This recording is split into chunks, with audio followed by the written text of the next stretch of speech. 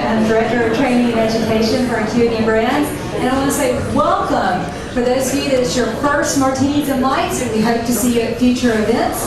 For all others, welcome back. We're glad you decided to spend some time with us at Acuity Brands this evening. I have a couple of items I want to go over before we begin the event.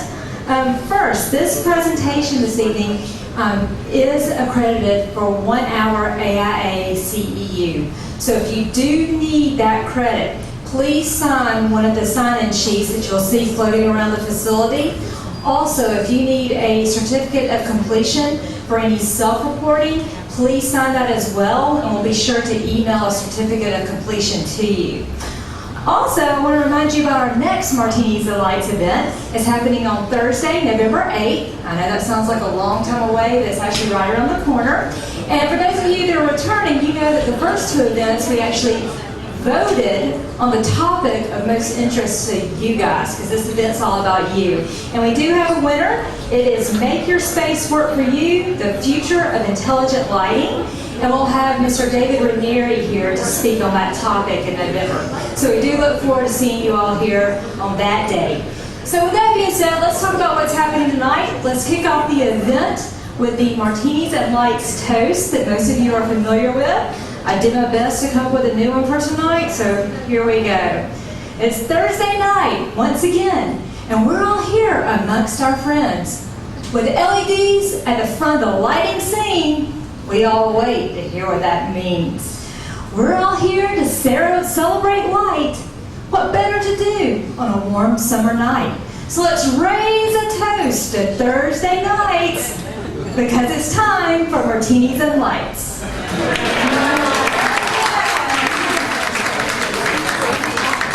Thank you. So with that being said, I'd like to introduce the CEO of Acuity Brands, Mr. Vern Nagel. I don't know how to follow that, Trish, so I apologize in advance. You know, I too want to extend our welcome to all of you. These events are a fantastic opportunity for you to learn about what's happening and the changes that are occurring in our industry. And today, you're fortunate to hear from Kevin Leadford, who's truly a rock star in our industry. You know, as I think about our industry, I truly believe that there will be more change in the next decade than there has been in the last century. And you're going to hear from Kevin tonight how that change is occurring. And what I want you all to know from Acuity's perspective is we believe very, very strongly in leading and driving that change. You know, over the last 5 years, we have spent $500 million in investing in technology and controls capability, design capability, and you're now starting to see that pay off in terms of what the future holds. And Kevin's going to talk to you about that. We continue to thank you all for your support. I don't know if you all know this, but Acuity is now, this agency is now the largest agency in the New York City market. So congratulations to Bob and that team. It's fantastic. The reason for that is your support, and we want to thank you very much. So on behalf of the Acuity team, thank you for being here, and I'm going to turn it over to this rock star, Mr. Kevin Leadford, I think. No, I'm turning it over. Sorry. Hi everyone. I've met a lot of you in this room, but I'm Jessica Lloyd. I'm a training and education supervisor here at Acuity Brands, New York City. It's my honor tonight to introduce you to Kevin. I want to tell you a little bit about him first. Kevin Leadford has a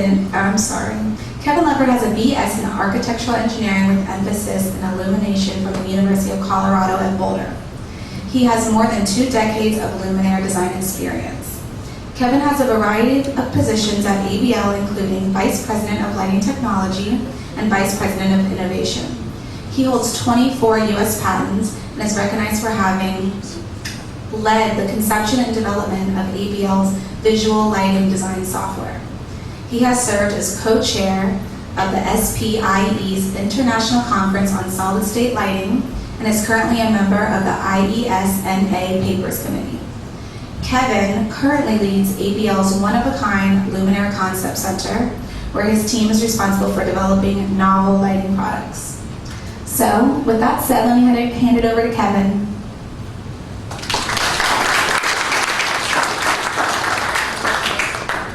Thanks, Jessica.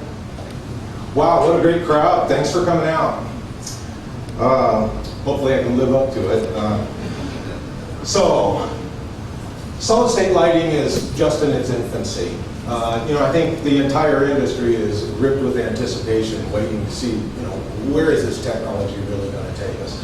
And the simple message of this presentation tonight is that we're really being presented with an opportunity to redefine lighting and what it is and how we use it. So here I've put together a couple of lists, and don't worry about it. I'm not going to go through it item by item and kill you guys. But I just wanted to take a minute and jot down what I'm calling enabling attributes. These are the attributes of solid-state light sources that outperform conventional light sources, right? So you can just kind of scan over them and get a flavor for what you see there, right? But in each case, these are attributes that for a given application might make an opportunity for a better product, a better way to go about it, right? Well, the big story here isn't so much, item by item, but holy cow, look at the size of that list, right? I mean, that's the thing. There's no way you could look at these two lists and say, yeah, tomorrow looks the same as yesterday, only with an LED engine, right? It's got to be different than that, we know. So up until now, I think the focus has really been on light source suitability. The conversations out there tend to revolve around lumens per watt, color qualities, those light source attributes. Well, of course that makes perfect sense, right? Because these new technologies have to live up to the expectation. They've got to prove themselves worthy. So in the early going, that's really what it's all about. That early activity has been driven mostly by the solid-state lighting technology providers, right? And a lot of attention on these replacement lamps in the early going for obvious reasons. Presently, there's just an unprecedented amount of product development going on industry-wide, and I assume most of you can appreciate that. Many of these early products are being described as vacuum tube mimicry, and I think it's not inappropriate. That is true. We're sort of, as an industry, we're scooping out things, putting LEDs inside, and bringing those products to market.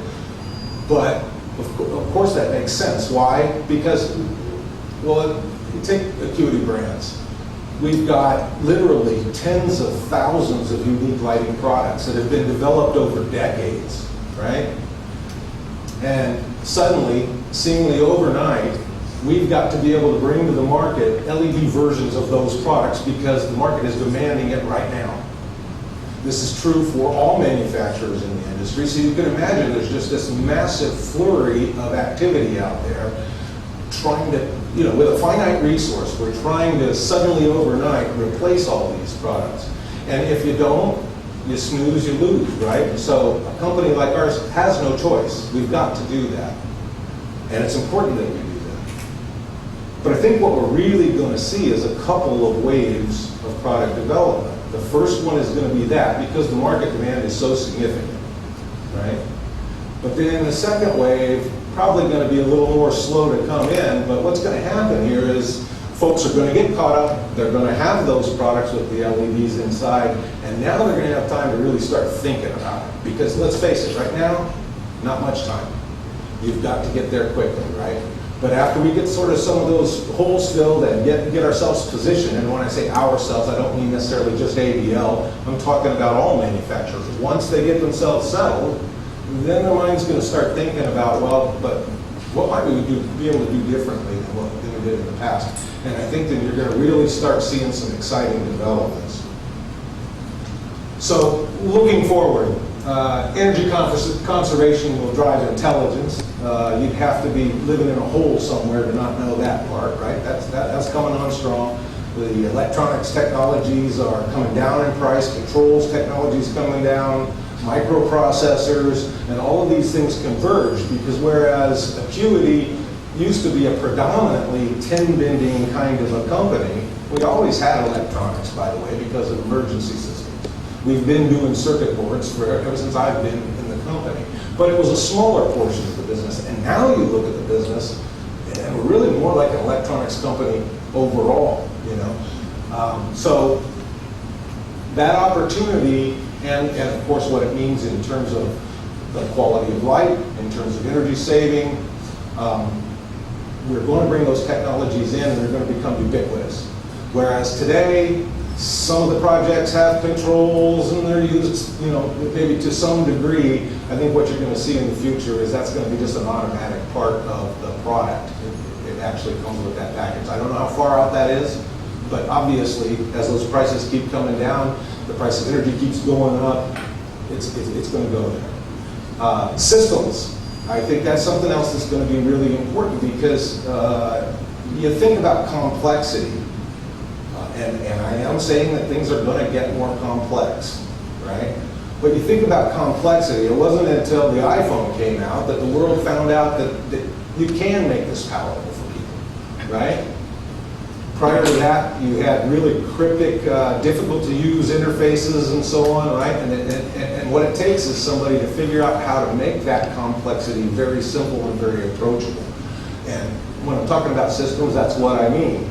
Some of you probably had the experience where you specify a lighting system that involves different manufacturers and different control systems, and then you get it all hooked up and it's not working, and this guy's saying it was his thing, it's wrong, and he's saying it's his.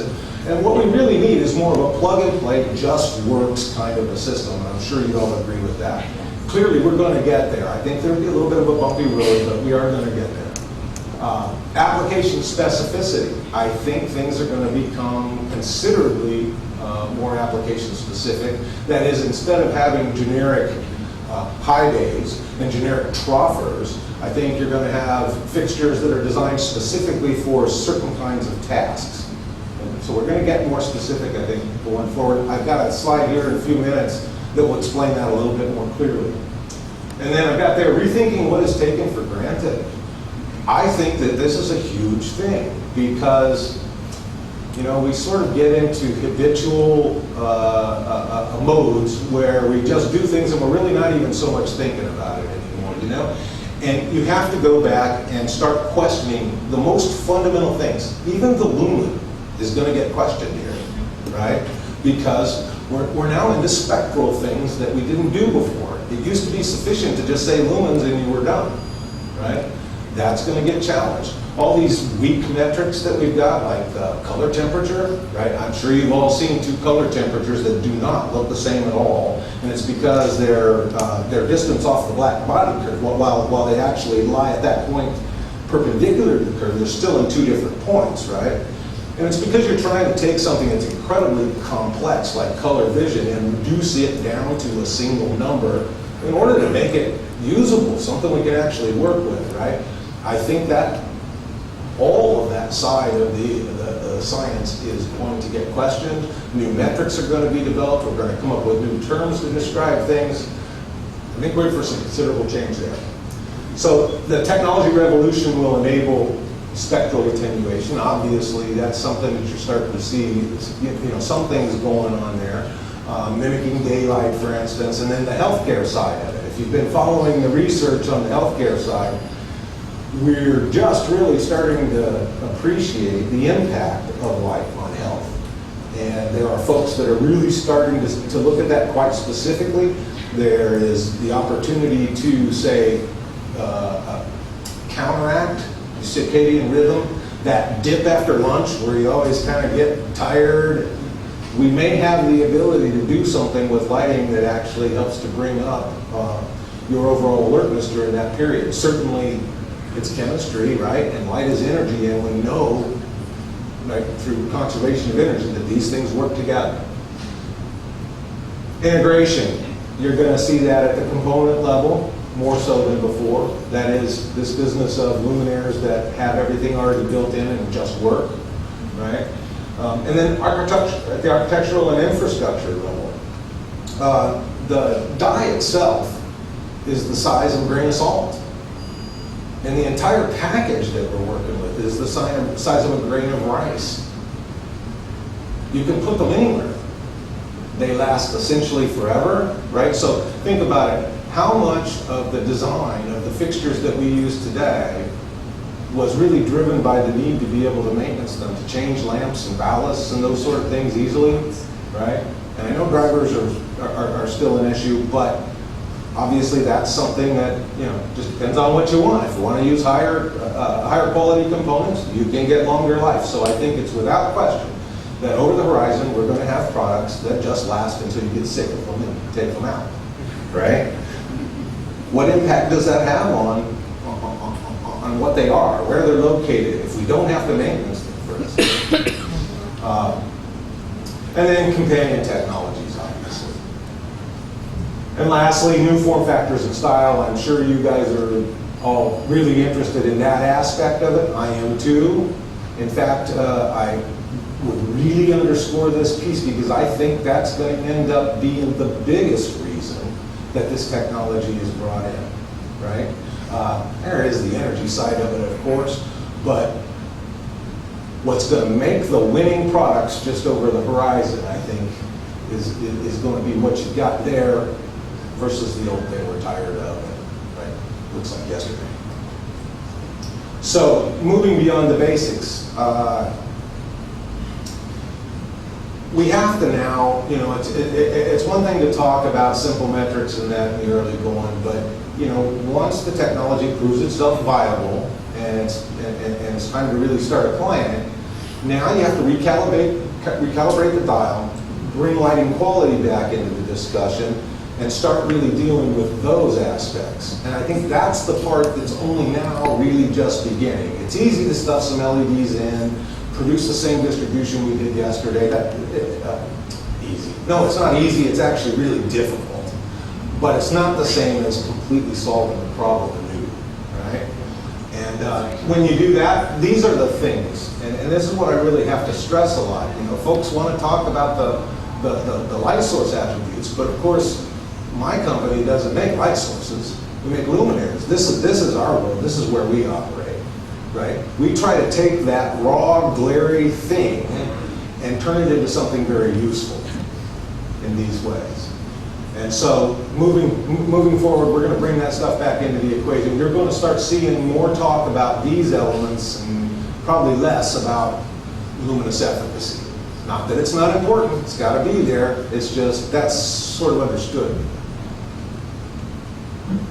Why? Well, because lighting's for people. It's not just math and chemistry and physics, It's about emotion, psychology, ergonomics, these things, right? So we're going to start pulling that together, and I think you're going to really appreciate where things are going. And please understand, I head the Luminaire Concept Center in Wheat Ridge, Colorado. Our job is to think out ahead. We're in Wheat Ridge largely because there's so much activity going in Conyers right now that it's like a magnet. You tend to get sucked into the day in, day out business. We're positioned out there so that we can think further ahead, so that the work that we're doing does not get bothered with day-to-day business. We've got to find those new solutions that are really going to bite and endure. That's what's on my mind. Okay, what takes the place of those types of equipment and 5-10 years out? That's what I need to really think. I want to talk just briefly about scale and configuration, because I think this is something I've had a lot of questions about this, so I wanted to really make a point of going into it here. The interesting thing, a lot of folks are reading articles and so on, and they come to me and they say, do you think OLED is going to trump LED? Boy, okay, where to start here, right? Because they're very different technologies, and it's not, when it comes to a light source and its attributes that are useful, it's more than just luminous efficacy. It has to do with the size, right? When you've got a pinpoint source of light, you can control that quite precisely. I think you've seen, without question, we can get nearly laser-like precision with the LEDs. That allows us to beam cast. When I want to take light from here and put a spot over there on the wall, I have to have a point source. Nothing else will do that. We all know the parabola, the point source notions, right? That's where this side on the left is about. Now the OLED on the other side, well, think about what do we often do with point sources. There's a Hall of Fame unit there, I think, hanging from the ceiling in the back. And the name Hall of Fame means glowing all over. I don't know if you knew that, but that's where the name was coined. And it was all about these globes that are uniformly luminous all over their surface. And when you think about it, that's what we do often with lenses and so on. We spread that brightness over a larger surface. Because when you spread it over a larger surface, it's easier on the eyes, right? Well, an OLED is already that. So think of any large scale luminous source that you know, where that type of product is used would be a good spot for OLED. Not that you can't do it with LED, you can. We can add optics and get there, right? But they're complementary. The OLED tends to give you the proverbial ball of light. If you've ever used induction lamp, say in an outdoor, and you look at an outdoor photometric distribution for an induction lamp product, it's a ball of light. I'm going to show you why that's true. Hopefully, there's some folks in the audience here who've not been exposed to this, and maybe I can share something with you that'll really benefit you. I'm going to try. So it's kind of analogous to the way we look at shadows. So imagine I've got a light source up there, right? And it's an area source. It's not a point source. It's got area.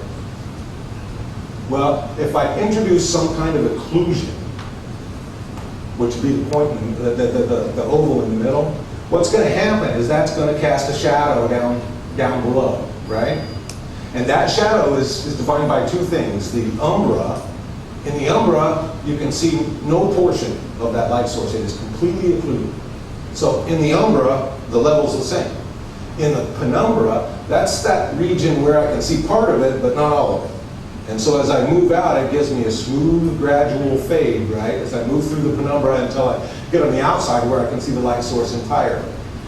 And this whole sort of behavior with the umbra and the penumbra is dictated by bounding rays that come from each side of the source and pass by each side of the occlusion, right? Well, in a similar way, when you're talking about optical control, and I'm sure you've heard this term time and time again, we got greater optical control. What? Okay, I understand maybe you're saying that, but what do you mean? Well, hopefully I can convey this here. So imagine you have a large source, a really large one, and then you introduce a point on a reflector. And let's just say it's a reflector. It doesn't matter whether it's a reflector or a refractor. It's the same thing in either case. Okay? But you introduce a point on a reflector, and I've got a line there to indicate the pitch, right? But I'm really talking about a tiny point, right? Now what I'm going to do is color that light source so that the top of it's green and the bottom of it is red.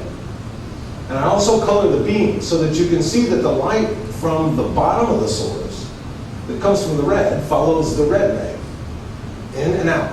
And then the green does the same, right? And so we're really talking about just that point there. This thing here is called the normal. It's perpendicular to that surface. The angular subtense into the reflector or refractor is the same as the exiting one. So can you see that when you've got a large area light source, it's sort of like having a hose that only sprays broad, right? Think about that 0.8. If I'm trying to put it in one spot, there's nothing I can do about it. It goes everywhere, right? This is why area sources can't give you a highly articulated photometric distribution. You have to have a point source. So hopefully you can see the complementary nature of these two. There is some, I guess, speculation at this point that OLED could potentially never reach the point where it really trumps LED. By the way, with an LED and some optical losses, you can do everything you can do with OLED, right? It's not true the other way. You can never get that optical control out of an OLED, right?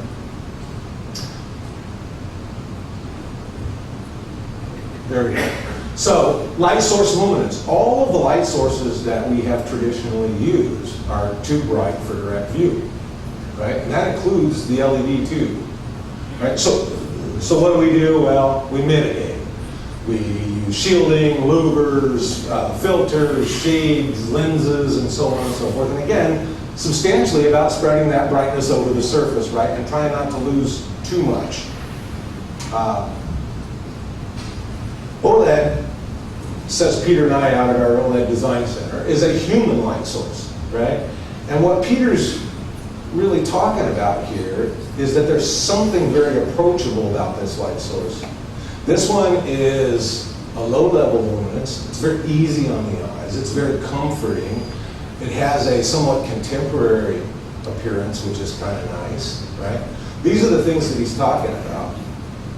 And I think it comes across really clear in these pictures as well as these here.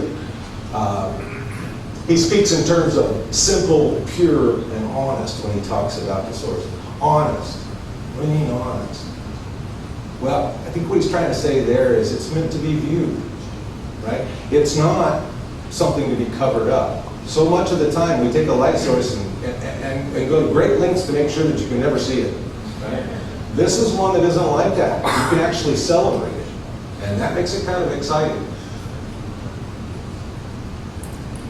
Here's an example of a pendant. You know, it's contemporary and done with cutting edge technology, and yet it really reassures us that it can be quite comforting. It doesn't have to go over the top. Right? A couple more. And this is this business of simple, pure, and honest. The OLED really is the light source, or is the luminaire, I'm sorry. We can make luminaires out of light sources with OLED. That's a very interesting concept. Tailored lighting is a concept that I've been trying to draw attention to.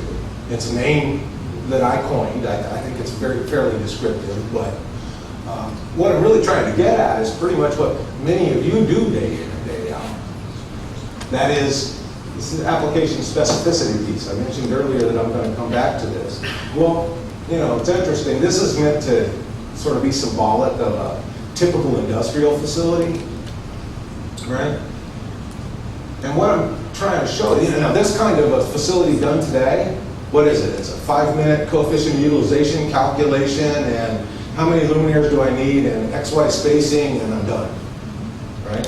And you get, say, 30-foot candles everywhere, nice and uniform. We'll even split hairs and compete over how uniform it is, and all that stuff, right? Okay? But you stop and think about it. You know, it's very flexible. Anything you want to move around, you're fine, because I got 30-foot candles everywhere, right? But that's kind of a luxury from days gone by, says I. I don't think we have that luxury going forward. When you think about it, how often are these facilities really rearranged significantly? It's a nicety, but it really doesn't happen a whole lot, okay? And yet, take a look at that. How much of that is circulation area? What, 50% of the floor area? Typical in one of those facilities?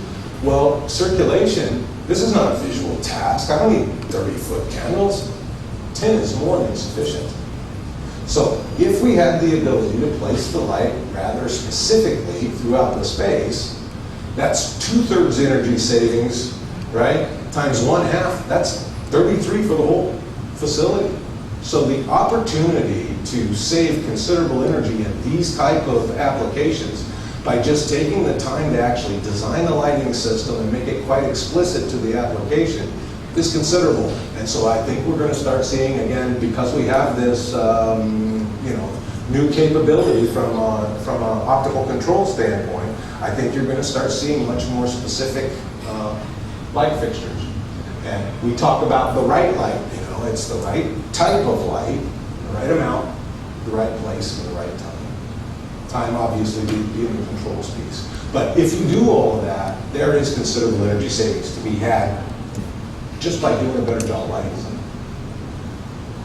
So we talked about form factor earlier. Here are some examples of some OLED products. And then, you know, one of the things about LEDs that is so great, and I haven't really heard anybody talk about, but I think it's just fascinating, is the difference in this paradigm from where we've been. The old paradigm was a low lamp count, high wattage, source. We're moving now to one waters used in great number, say, right? Well, what does it mean? Well, we can split them out. You know, with the old one, there it is. You got one, say, and it is what it is, and that's it. But here we have the opportunity to start spreading these out. Oh, little side note, when you spread them out, anybody heard about the thermal issues with LEDs by chance? So, I know, let's take a whole bunch of them and pack them into a ball, right? It's probably not a good idea, right? If we can spread these things out, they're gonna run cooler. And if they run cooler, the product is gonna last longer. It's gonna hold its light levels longer. And unlike the quantum world of the past, where you had 175, 250, and 400 like that, here you got a situation where if you do a good job of thermal management, that curve tails off in such a way that even a small bit relates to a lot of life, right? So it always behooves you to do a good job of it. And so we can go anywhere, we can tuck them in different places and all kinds of crazy different form factors. Again, I've got to sort of keep my, you know, you can imagine that my job's a little bit difficult because I'm dying to tell you about this cool stuff that we've got going on, but I can't, right? I can only talk so much. So, integration. Here's some examples of integration. The one on the lower left, if it's not clear, that's a handrail, a Luminance handrail. I thought it was really cool. But just I think some really good examples of how we might start to see this technology integrated into architecture. And then in terms of enhancing the design vocabulary, boy, in the OLED case, they're working on flexible ones that are clear in the off state. Back up, you see the windows there in the upper left. That's the idea there. In the off state, it's a window. Turn it on, and it's a Luminance. There are going to, obviously variable color is going to be in there, and then some folks are working on decorative finishes as well. So, real interesting to see where that is. So, you know, we talk about the human connection too a lot around ABL because we're not necessarily sure where it's going to go, but we have a really strong sense that that there's a grand opportunity for lighting that connects with people emotionally. We think we're going to be interacting with our lighting systems in ways that we didn't before. It used to be just sort of static on. Dynamic lighting is obviously on the horizon, and who knows what many directions that might take. But I think this business of luminaires that connect with us emotionally is not a small factor. And hopefully you can get it in this image. You know, there's this sense that when you do it right, it has a tendency to collect people. They gather. It feels personal, and so I think that's really cool, and I think represents, you know, realizing the true potential of solid state lighting. And the best part of all, this is only the beginning. Thank you.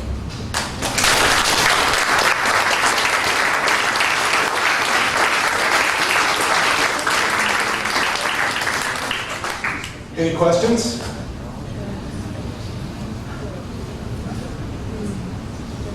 That's not looking good. Hey, Jeremy, what is the part you weren't talking about? Oh. we've got some pretty exciting things cooking, I think, and you wouldn't know it now, and that's kind of the cool thing. Really what I wanted to try to get across here. If I were in your shoes looking at what you're seeing right now, I would probably be thinking, so when's it coming? You know, I've been hearing about it. Where is it? You know, and it is. It is. I can assure you that it is. It's just taken a little bit of time because we had to, you know, get all these other things done. You mentioned inductive lighting. Is that technology, do you think it's just going to go away? Are people using it? Because it never seemed to really catch on as much. Yeah. Oh, she said I mentioned induction lighting, and she was wondering, is that, you know, something that's going to go by the wayside now? It didn't seem to really catch on. And yeah, I think one of the biggest problems with induction lighting was that issue of optical control, because you saw folks try to find a good application for it where the attributes of that technology seemed to make good sense. You know, a lot of it was outdoor type application, and there, because you don't have a point source, you can't achieve the kind of photometric distributions that we're accustomed to. So as long as a ball of light is sufficient, it works, and I think it is a robust technology and probably shouldn't be cast aside. Although with LEDs, you know, we're talking 200 lumens per light person. I have a hard time imagining anything surviving, you know, because I'm not aware of anything off the top of my head that induction can do that LED can. Yes? You're saying it is coming. What is it?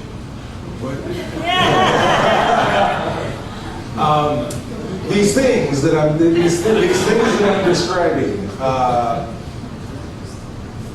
form factors. I think you're going to, you know, I think real interesting things are going to be coming there. In every case, everything that I spoke to here, it's all going on, and but it's a big change. It's a big change for our industry, you know, especially really getting that controls piece in there. You know, it's not a problem. I mean, we hook it up as we always have.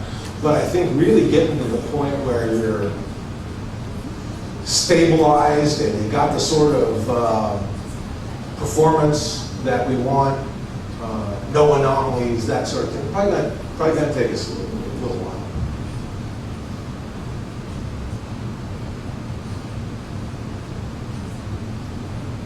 And that's it. Well, if that's it, thank you all so much for coming. Thank you so much, Kevin.